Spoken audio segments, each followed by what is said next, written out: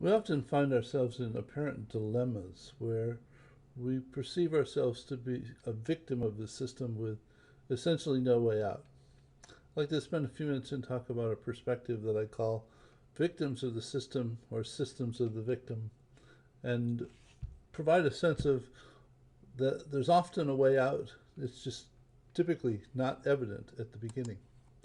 Now, in this particular perspective, which you should come to realize quite quickly is a home heating system, given that the current temperature is less than what I've set the thermostat at.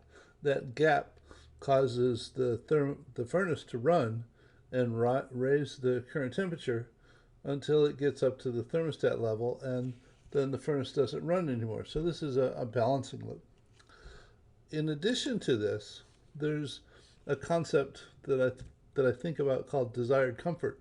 In other words, that temperature at which I like the house to be at, and that level for desired comfort is less than the current temperature, which is what caused me to actually turn the thermostat up to begin with, to create that gap to cause the furnace to run to raise the current temperature until this desired comfort loop actually came into balance. Now, at the same time that this loop is operating, there's another loop, so that when I turn the thermostat up, which creates the gap which causes the furnace to run, it increases the energy usage, which incurs a cost, though I typically don't see that cost until next month when the bill comes. And I have a concept in my mind of what is considered acceptable cost, what I'm willing to pay comfortably on a month-to-month basis to be um, at my desired comfort level. So when the cost appears, which is typically greater than what I consider to be the acceptable cost, this gap influences me to turn the thermostat down so the gap is smaller, so the furnace runs less. And the idea is then that it's going to cost me less in the next month because I've realized that I'm simply setting the furnace too high. But what I end up with here is a set of dueling loops between desired comfort and acceptable cost, where the current temperature causes me to turn up the thermostat, which raises the cost, which causes me to turn the thermostat down, which reduces the current temperature, which causes me to turn the thermostat up. And this loop just oscillates back and forth. And I end up in a situation where it appears that there's simply no way out of this dilemma. The reason that there's no way out of the dilemma is that I haven't looked beyond the current set of relationships as to what it is that's actually causing the situation to behave the way it is.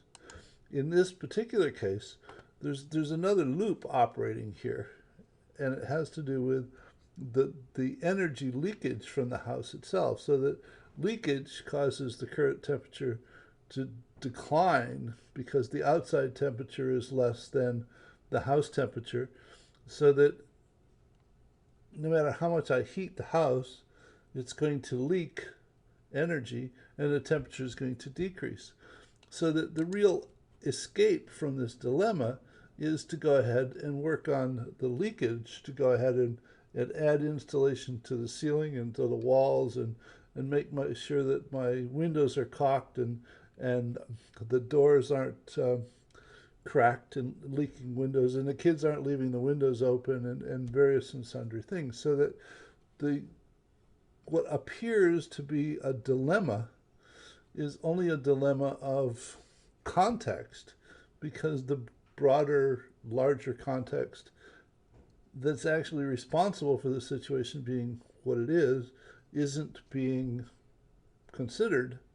And once you sort of get outside of the current dilemma by continuing to ask and over and over again about what is it that's influencing the situation, it's typically possible to find an escape from what appears to be a dilemma, because it's not actually a dilemma itself. There is actually an approach to dealing with the dilemma. It's just outside of the dilemma itself. So the question that I pose to you is how might one dissolve the basis for this dilemma so it actually never came to be a dilemma to begin with? Look forward to our exchanges in the discussion. Take care.